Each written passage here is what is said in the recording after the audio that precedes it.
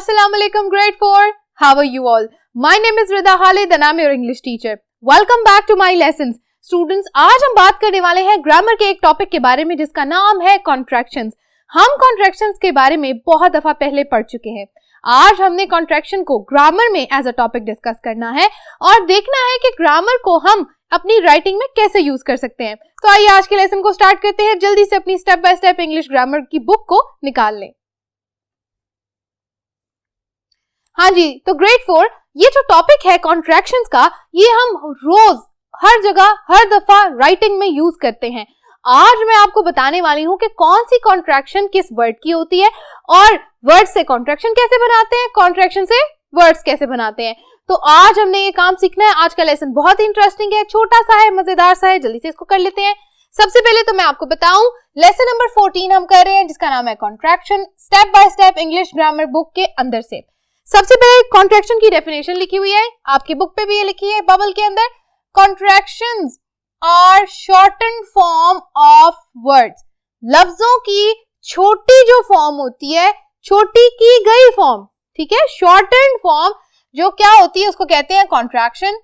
We use an apostrophe in place of the missing word when we contract a word. जब हम किसी word को contract करते हैं, छोटा करते हैं, उस टाइम पे उस मिसिंग वर्ड की जगह क्या लगता है? अपॉस्ट्रोफी. किसको याद है अपॉस्ट्रोफी क्या होती है? ऐसे, ठीक है, ओके. एग्जाम्पल को देख लेते हैं. I have solved a problem. मैंने एक प्रॉब्लम सॉल्व की. I have solved a problem. अगर मैं कहूं कि ये जो एग्जाम्पल मैंने यहां लिखी है, इसमें जो ये पार्ट है आई हैव, अब मुझे ये बताएं आई के साथ जब मैंने हैव लगाया है तो मैंने हैव के पूरी स्पेलिंग्स लिखी हैं. अगर मैं इसको कॉन्ट्रैक्शन के साथ लिखूं, आई हैव को कॉन्ट्रैक्ट करके क्या कर दूं? एच और ए को कैंसिल कर दूं, वी ई की साउंड यहां लिख दूं और साथ में अपॉस्ट्रोफी डाल दूं, तो क्या मैं इसको आई हैव पढ़ूंगी इस कॉन्ट्रैक्शन को? नहीं, पढ़ने में भी कॉन्ट्रैक्शन चेंज हो जाएगी. तो मैं बोलूंगी आई, ठीक है. इसी तरह जब आप वर्ड को कॉन्ट्रैक्ट करते हैं, बोलने में ही भी वो छोटा हो जाता है और लिखने में भी छोटा हो जाता है, ठीक है. I've solved a problem. यहां पर इस अंडरस्टैंडिंग के लिए मैंने कुछ एग्जांपल्स लिखी हैं और आपको बताया है कि कौन सा वर्ड किस तरह छोटा होगा, कॉन्ट्रैक्ट होगा और मिसिंग वर्ड्स कौन कौन से होंगे. अच्छा, यहाँ पर यही सारी एग्जांपल्स आपकी बुक में भी लिखी हुई है ना. मैंने यहाँ पे वो सिर्फ इसलिए लिखी है कि मैं यही एग्जांपल्स आपको समझा दूं. अच्छा, बारी बारी इनको देखते हैं. देव, ठीक है. अब आपने एक चीज याद रखनी है, देव, इसकी साउंड भी ऐसी हो जाएगी ना, देव. तो जो ओरिजिनल वर्ड है वो लिखते हैं दे हैव. क्या हमने कट किया? हमें पता है कि जब हमने कट करना है तो हमने एच ए को कट करके क्या लगाना है? अपॉस्ट्रोफी. नेक्स्ट वर्ड देख लेते हैं, शीज, शी इज, और इसको आप शी हैज भी है तब भी इसी तरह लिखते हैं. इस सूरत में भी आपने कट क्या करना है? एच ए और उसकी जगह कॉमा, और इधर हमने आई कट करके क्या लगा देना है? Comma. Okay. Next word is there's, मतलब देयर इज और हैज. दोनों सूरतों में क्या करेंगे आप? वही बात, आई को कट करके अपॉस्ट्रोफी, एच ए को कट करके अपॉस्ट्रोफी, देयर के साथ आगे कॉमा और एस लग जाएगा.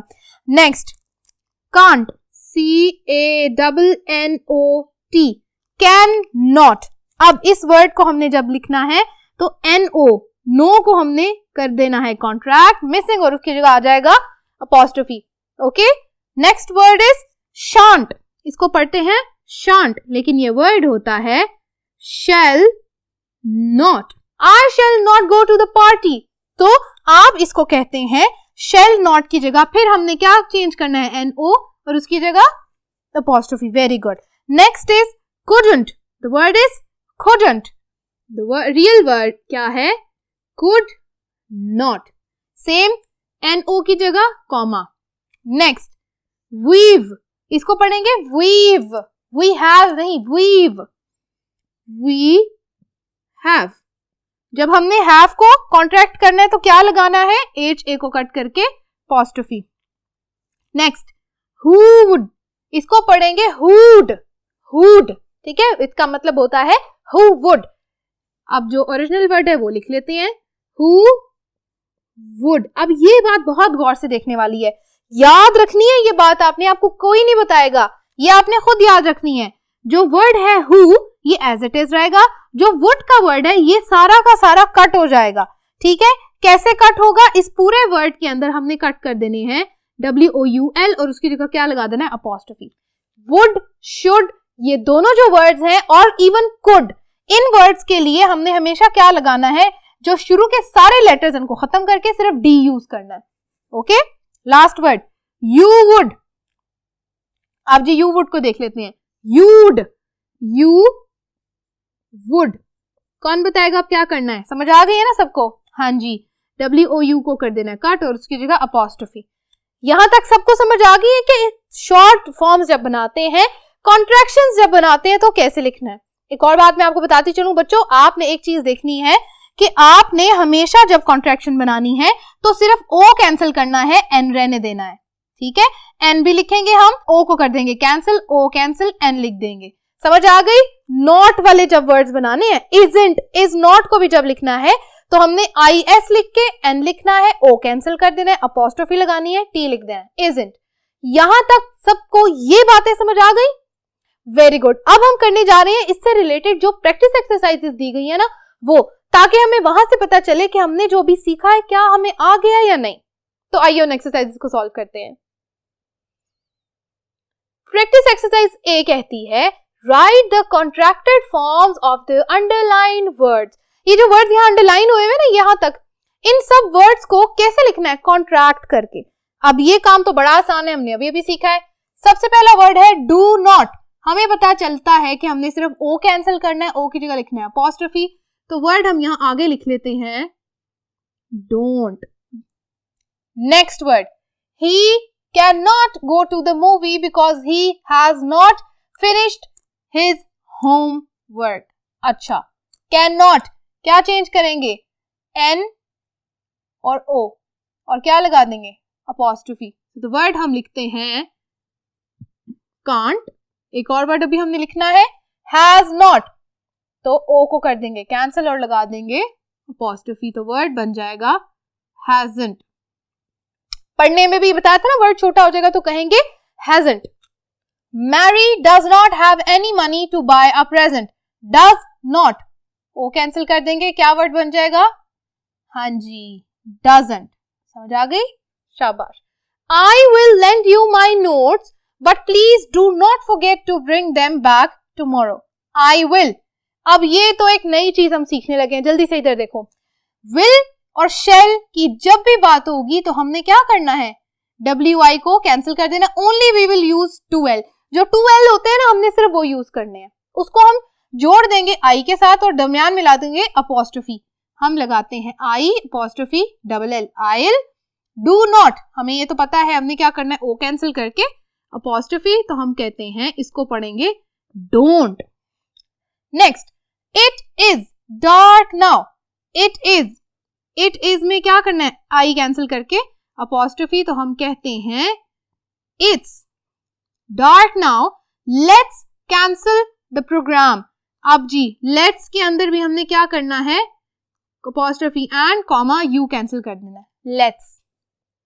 ठीक है, अब ये बातें आपने याद रखनी है बच्चों। ये जो दो बातें हैं ना, इसके बारे में मैं आपको एक और बात बताने वाली हूँ। कहीं कहीं ये जो वर्ड्स होते हैं ना, इट इज, ये ऐसे भी लिखे जाते हैं, ओके, और लेट्स को आप ऐसे भी लिखा हुआ पढ़ेंगे। ठीक है, तो आपने घबराना नहीं है, इन दोनों का मतलब फिर भी यही होगा। ये वाला इट्स भी इट इज ही होगा, ये वाला लेट्स भी लेट अस ही होगा। ओके, सबको यहां तक समझ आ गई? सबने मेरे साथ ये वाली एक्सरसाइज सॉल्व कर ली है? Very good. अब हम करने वाले हैं एक्सरसाइज नंबर B। इसमें भी इसी तरह का एक और हम टास्क करेंगे, जो क्या है, change the contracted forms into their full form in your notebook. अब आपने क्या करना है, ये जो कॉन्ट्रैक्टेड फॉर्म्स लिखी है ना, इसको हमने फुल फॉर्म में लिख देना है, क्योंकि वही सारे वर्ड्स हैं जो हमने पहले भी पढ़े हैं, इधर भी पढ़े हैं, पहले भी पढ़े हैं, वही लिख देंगे दोबारा, कोई मसला ही नहीं। I can't find my socks anywhere. Can't, कौन बताएगा कौन सा वर्ड है ये? हाँ जी, can not.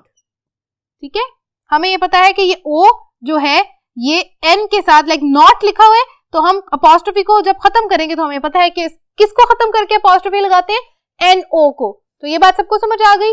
Very good, let's move further. Number 2, Stella hasn't arrived as yet. Hasn't, NOT, O missing है और हम लगा देंगे यहां पर has not। याद रखना है जब हमने लिखना है has not तो हमने उसी तरह लिखना है गैप दे के बीच में, ठीक है? अच्छा, some of the guests couldn't eat because there wasn't enough food। पहले इसको चेंज कर लेते हैं, could not, COULD, could space NOT, not। Next word wasn't, वही बात, WAS, was, NOT, not। okay, they have packed enough clothes for the holiday, haven't they? haven't, क्या पता चल रहा है? have, N', have not। okay, I shall come with you after I've finished this letter। I means I have। okay, ये वही contractions है जो अभी हमने पिछले वाले एक्सरसाइज में सॉल्व किया। अब हमने उनकी जो है फुल फॉर्म लिख दी है, कोई मुश्किल काम नहीं, हमने तो ये पहले भी किया है, इजी है ना? Very good. अब जो लास्ट एक्सरसाइज है ये हमने कॉपी के ऊपर करनी है। आपने क्या करना है बच्चों, ये जो लिखा हुआ है ना, ये सारे सेंटेंसेस ये एज इट इज आपने अपनी नोटबुक में लिखने हैं। लेकिन कैसे लिखने हैं? लिखते हुए आपने जहां कॉन्ट्रैक्शन देखी है ना, जैसे द स्नेक्स, उसके बाद आपने एक ब्रैकेट छोड़ देनी है, एक ब्रैकेट बना के जैसे मैंने लिखा है ना, सेम टू सेम, ठीक है? उसकी वजह क्या है ये भी मैं आपको बताती हूँ। सबसे पहले आप इसको देख लें, सारी कॉन्ट्रैक्शंस के बाद हमने क्या किया, एक ब्रैकेट छोड़ दी है। मैं आपको बता देती हूँ अंडरलाइन करके, ठीक है? सारी ब्रैकेट्स मैंने जो छोड़ी हैं वो किससे पहले हैं? कॉन्ट्रैक्शन से पहले। अच्छा, write full form of the contractions next to it in brackets. अब समझ आई? हमें इंस्ट्रक्शंस में बच्चों बताया गया है कि आपने क्या करना है, कॉन्ट्रैक्शंस लिखनी है फुल फॉर्म में, लेकिन कहां? ब्रैकेट के अंदर। समझ आ गई? अच्छा, अब इस काम को करें। The snakes gone behind the bush. Snakes, हमें ये पता चल रहा है कि स्नेक के साथ क्या लग रहा है? एस लगा है, तो एस से पहले एक ही वर्ड है जो हम मिटा सकते हैं, विच इज आई। तो हम लिखते हैं the snake is gone behind the bush, shouted Jane. I am very scared of snakes. I am very good. I am very scared of snakes, said Anna. What if it comes out and bites someone? Okay, let's, अभी हमने पढ़ा है, क्या कहते हैं? Let us call the gardener. Maybe he'll be able to chase it away, asked Anna. He will. अच्छा, यहाँ पे एक छोटी सी कंफ्यूजन हो जाती है बच्चों में। आप जब डबल एल देखते हो तो आप कहते हो कि शेल के साथ भी डबल एल होता है, विल के साथ भी डबल एल होता है, तो कहाँ शेल लगेगा, कहाँ विल लगेगा?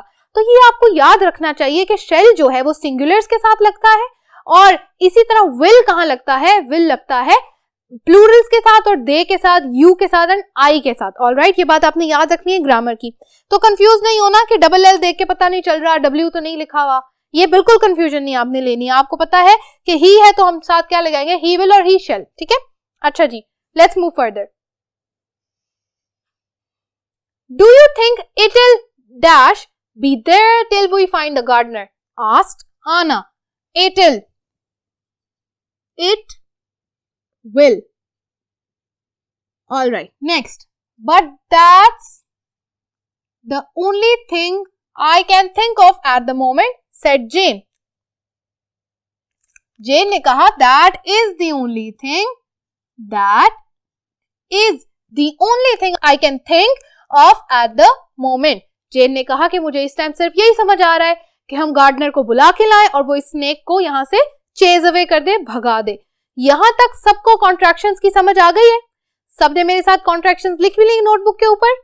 वेरी गुड बच्चों, यहाँ तक हमारा ये लेसन भी होता है खत्म। मैं उम्मीद करती हूँ कि आप सबको आज का कॉन्ट्रैक्शंस का लेसन समझ आया होगा, और अब से आगे जहां भी आप कॉन्ट्रैक्शंस अपनी रीडिंग में देखेंगे या राइटिंग में लिखेंगे तो आपको याद आ जाएगा कि यस, मैंने तो मिस रिदा का ये वीडियो लेसन देखा हुआ है और मुझे तो बिल्कुल पता है कि ये कौन सी कॉन्ट्रैक्शन है, ठीक है? बच्चों, thank you so much for watching today's lesson. हम मिलेंगे एक अगले लेसन में जहां हम करेंगे रीडिंग और राइटिंग के कुछ टास्क और साथ साथ करेंगे ग्रामर को डिस्कस। तब तक के लिए अपना ख्याल रखिए। अल्लाह हाफिज।